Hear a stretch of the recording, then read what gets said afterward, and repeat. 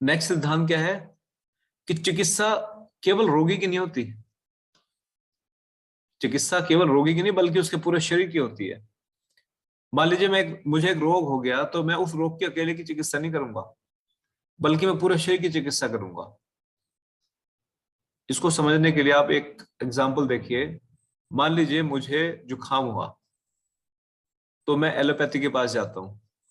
Allopathy क्या करेगा, मुझे वो दवाई दे देगा। मेरे पेट में दर्द हुआ तो वो मुझे पेन किलर दे देगा।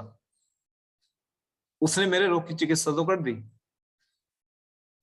लेकिन मेरे शरीर की नहीं की। मेरे रोग का कारण क्या था, दर्द का कारण क्या था, वो नहीं अभी ठीक हुआ मेरा। क्या पता वो किसी पथरी का दर्द हो, क्या पता वायु की वृद्धि की वजह से वो दर्द हुआ हो सकता है आंतों में कोई इन्फेक्शन हो गया हो। तो कारण तो अनेक है दर्द के। तो इसलिए कहा गया कि जो रोग चिकित्सा है वो रोग की नहीं बल्कि पूरे शरीर की होनी चाहिए। अब नेचुरोपैथी इस बात को कैसे प्रूव करता है। मान लीजिए हमें कोई रोग हो गया, मैं अब पेट में दर्द है, मैं नेचुरोपैथी में गया ट्रीटमेंट के लिए। तो मुझे क्या ट्रीटमेंट दिया जाएगा, मुझे पेट दर्द की दवा नहीं दी जाएगी। वो मुझे एनीमा देंगे, है ना। एनीमा के द्वारा मल को बाहर निकालेंगे शरीर से। वो मुझे मिट्टी की पट्टियां देंगे पेट को दर्द को शांत करने के लिए।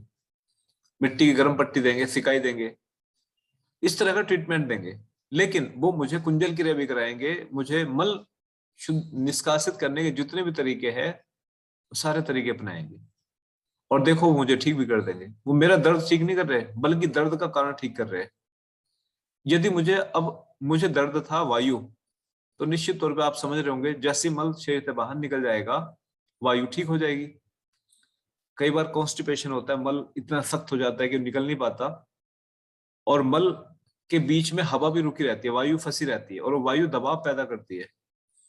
इंटेस्टाइन का दबाव सहने की एक शक्ति होती है अपनी। जब दबाव उससे ज्यादा बढ़ जाता है किसी पार्ट में, अब जैसे आंत इंटेस्टाइन यहां से आंत तक इतनी लंबी है हमारी, इसमें मल जमा है, एक टुकड़ा यहाँ पे एक टुकड़ा यहाँ पे, इसके बीच में जो स्पेस है उसमें हवा भरी हुई है। हवा भरी भरी वो बढ़ती गई, इधर की हवा इसमें आके फिर रुक गई। जैसे ओस की बूंदें बढ़ती रहती है बढ़ती रहती है, ऐसे इंटेस्टाइन का साइज जितना है ये दबाव डाल के उसको फैला देता है। जब इसकी मसल्स पे स्ट्रेच आएगा, नर्व भी है इसके अंदर, तो वो दर्द का अनुभव कराएगी। अक्सर ऐसा दर्द मलने से ठीक हो जाता है। क्यों?